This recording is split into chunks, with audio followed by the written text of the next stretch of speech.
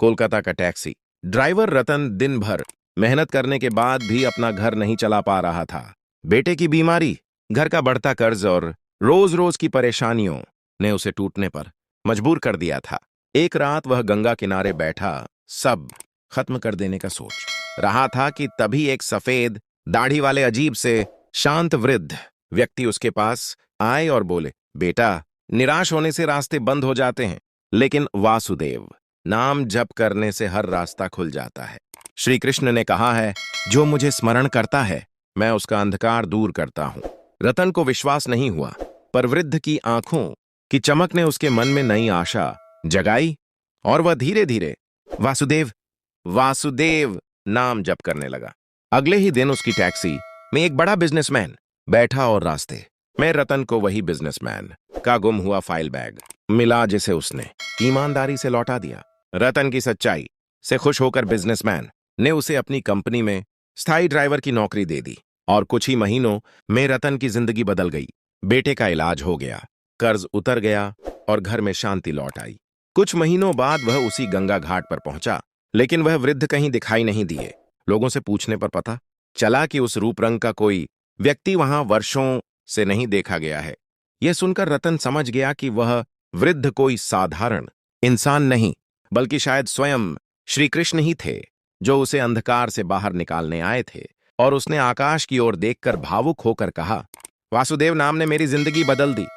मेदिनीपुर की रिमा अपने जीवन में इतने घाव लेकर चल रही थी कि वह खुद को पूरी तरह टूट चुका महसूस करती थी। परिवार उसे समझता नहीं था, दोस्त उसे छोड़ गए थे, प्रेम में धोखा पाकर उसका आत्मविश्वास मिट गया था और हर रात वह अपने कमरे की खिड़की से बाहर अंधेरे को देखती और सोचती, क्या मेरी जिंदगी कभी बदल सकती है। ऐसी ही एक उदास शाम कॉलेज से लौटते समय जब वह बस स्टैंड पर सिर झुकाकर खड़ी चिल, तभी अचानक एक बूढ़ी झुककर चलने वाली फटे कपड़े पहने महिला भिक्षुक उसके पास आई और उसके हाथ को मजबूती से पकड़कर बोली, माँ, तुम्हारा दुख खत्म होगा, बस कृष्ण का नाम जप करो। एयुएम नमो भगवते वासुदेवाय, भगवान सब ठीक कर देंगे। रिमा हैरान रह गई कि एक अनजान भिक्षुक उसके मन की पीड़ा कैसे समझ गई। उस बूढ़ी की आंखें इतनी शांत और गहरी थीं कि रिमा कुछ पल उसके चेहरे को देखती रही और उसके भीतर एक अजीब सी गर्माहट फैल गई। उस रात पहली बार रिमा ने धीरे धीरे मंत्र जपना शुरू किया, एयुएम नमो भगवते वासुदेवाय, और उसे महसूस हुआ कि उसका मन धीरे धीरे शांत होने लगा। आंखों में जो जलन थी वह कम होने लगी और दिल में एक हल्की सी उम्मीद की किरण जगने लगी। अगले दिन कॉलेज में होने वाले भाषण सेमिनार में रिमा का नाम आखिरी वक्त में शामिल हुआ था, इसलिए वह डरी हुई थी। पर मंच पर जैसे ही उसने कदम रखा, उसके मन में मंत्र की ध्वनि गूंज उठी और वह बिना डरे इतनी सुंदर, साफ और प्रभावशाली भाषा में बोली कि पूरा सभागार उसकी तरफ देखता रह गया। शिक्षक बेहद प्रभावित हुए और वहीं घोषणा की कि रिमा को राष्ट्रीय स्तर की प्रतियोगिता के लिए चुना गया है। इसके बाद उसके जीवन में छोटे छोटे चमत्कार एक एक कर होने लगे। वह जहां जाती लोग उसे सम्मान से देखते। जिन विषयों में वह कमजोर थी वहां अचानक उसे समझ आने लगा। उसकी पुरानी चिंता और डर गायब होने लगा। वह रोज रात को मंत्र जपती और हर सुबह उसे लगता कि कोई अदृश्य शक्ति उसके सिर पर हाथ फेर रही है। प्रतियोगिता के दिनों में कई संकट आए, कभी आवाज बैठ गई, कभी दस्तावेज खो गया, कभी तेज बुखार ने उसे कमजोर कर दिया, लेकिन हर बार वह आंखें बंद करके मंत्र जपती और चमत्कारिक रूप से सब ठीक हो जाता। आखिरकार प्रतियोगिता का दिन आया और रिमा मंच पर खड़ी हुई। उसका भाषण इतना प्रभावशाली, इतना भावपूर्ण और इतना जीवंत था कि जजों की आंखें नम हो गईं। परिणाम घोषित हुआ और पूरे मंच पर गूंज उठा। First prize Rima Sen, Medinipur. रिमा की आंखें भर आईं। उसे लगा कि उसकी सारी पीड़ा, सारे आंसू किसी ने जैसे धुल दिए हों। पुरस्कार मिलने के बाद उसे देश की एक प्रतिष्ठित संस्था ने इंटर्नशिप ऑफर की, जिसके साथ मोटा स्टाइपेंड और भविष्य में नौकरी का वादा था। उसका परिवार, जो उसे कभी समझ नहीं पाता था, वह अब उसकी सफलता पर गर्व करने लगा। दोस्त जिन्होंने उसे छोड़ दिया था, वापस उसकी जिंदगी में आने की कोशिश करने लगे। और जीवन में पहली बार रिमा ने महसूस किया, मैं भी कुछ हूँ, मैं भी चमक सकती हूँ। एक दिन खुशी से भरी रिमा उसी बस स्टैंड पर गई जहां वह बूढ़ी भिक्षुक मिली थी। वह उसे धन्यवाद देना चाहती थी, उसे गले लगाना चाहती थी, उसके चरण छूकर कहना चाहती थी, आपने मेरी जिंदगी बचा ली। लेकिन वहां मौजूद दुकानदार, रिक्शा वाले और चाय वाले सब बोलने लगे, बेटी, यहाँ कभी ऐसी कोई महिला नहीं दिखी। हम तो सालों से यह स्टैंड देख रहे हैं। रिमा अवाक रह गई। अगर वह महिला थी ही नहीं तो वह कौन थी, कहाँ से आई, क्यों आई? उसके रोंगटे खड़े हो गए। वह आसमान की ओर देखने लगी। अचानक उसे महसूस हुआ कि वही गर्माहट, वही शांत स्पर्श जैसे उसके कंधे पर उतर रहा है। उसे समझ आ गया कि वह वृद्धा भिक्षुक कोई साधारण स्त्री नहीं थी, बल्कि शायद स्वयं भगवान श्री कृष्ण का कोई रूप, कोई दूत, कोई आशीर्वाद जो उसके अंधेरे जीवन में रोशनी बनकर आया था। रिमा भावुक हो गई। उसकी आंखों से आंसू बह निकले और वह धीमी आवाज में बोली, कृष्ण, आपने ही मेरा हाथ थामा। उसके बाद से रिमा हर दिन सुबह और रात मंत्र जपने लगी। AUM नमो भगवते वासुदेवाय। एंड रोज नए चमत्कार उसकी जिंदगी में आने लगे। उसके हाव भाव में आत्मविश्वास, उसकी बातों में प्रेम, उसके चेहरे पर चमक और उसके जीवन में सकारात्मकता भर गई। वह जहां जाती लोगों को हिम्मत देती, टूटे लोगों के बीच रोशनी बांटती और कहती, कृष्ण का नाम लो, तुम्हारा रास्ता खुद खुल जाएगा। और धीरे धीरे रिमा खुद किसी और की जिंदगी में उस दिव्य वृद्धा की तरह रोशनी फैलाने लगी, क्योंकि वह जान चुकी थी कि किसी का जीवन बदलने के लिए भगवान खुद आ नहीं पाते, पर वे अपने दूत बनाकर जरूर भेजते हैं, और कभी कभी वे दूत हम खुद भी बन जाते हैं। उसे लगता था कि दुनिया में वही जीतता है जो झूठ बोले और चालाकी करे।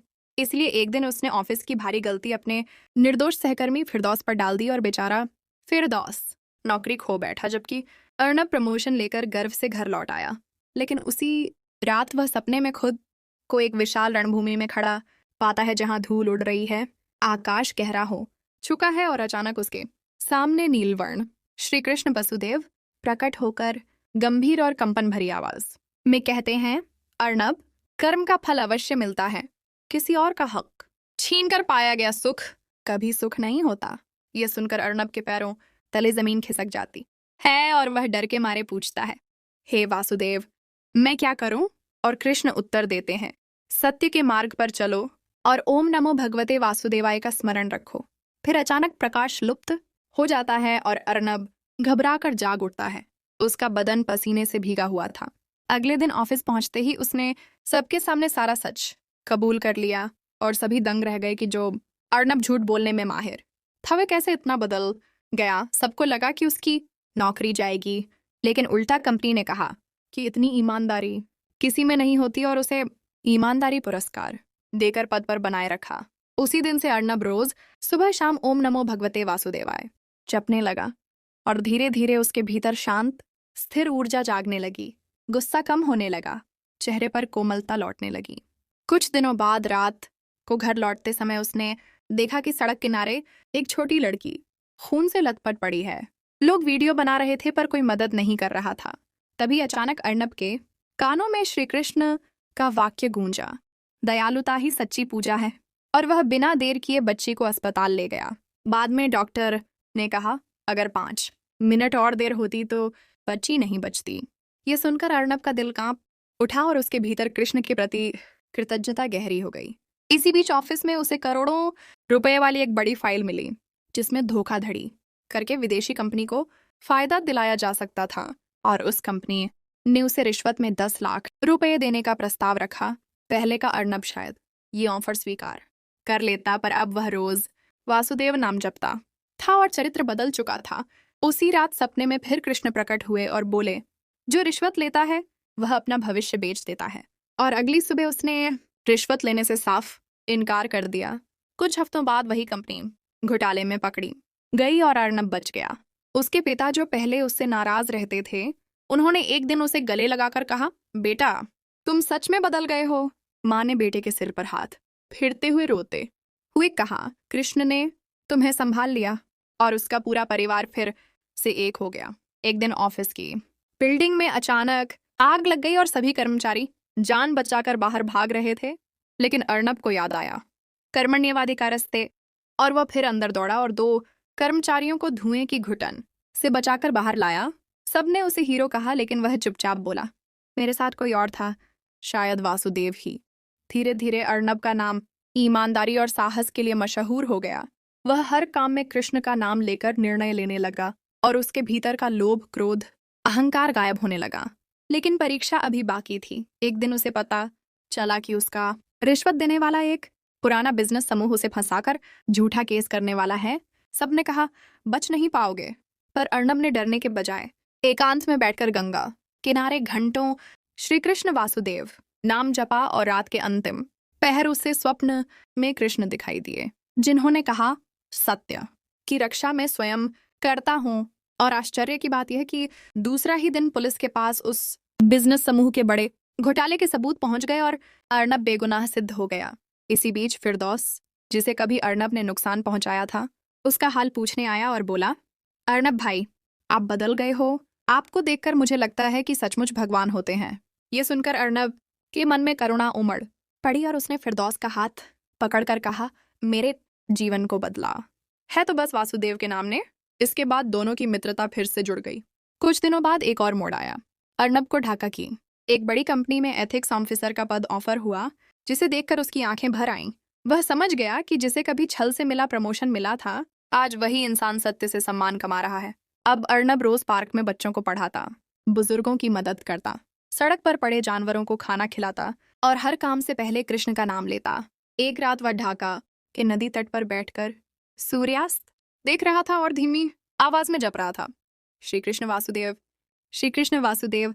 तभी अचानक हवा में वही दिव्य स्पर्श, वही गर्माहट उसे महसूस हुई जो उसने अपने पहले स्वप्न में पाई थी। उसे ऐसा लगा जैसे कोई उसका कंधा थाम कर कह रहा हो, तुम चल पड़े हो अब अपने प्रकाश से दूसरों का मार्ग रोशन करना। और अर्नब की आंखें नम हो गईं। उसने आसमान की ओर देखते हुए कहा, हे वासुदेव, आपने मुझे मेरे ही अंधकार से बाहर निकाला। आज मैं जो हूं आपकी कृपा से हूं।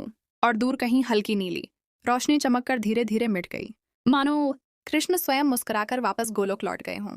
अर्नब अब वह व्यक्ति नहीं रहा। उसका दिल दया से, मन सत्य से और जीवन श्री कृष्ण के नाम से भरा था। और वह जान चुका था कि कर्म बदलो तो फल बदलता है। और वासुदेव का नाम वह शक्ति है जो सबसे अंधेरे मनुष्य को भी उजाले की राह पर ला सकती है।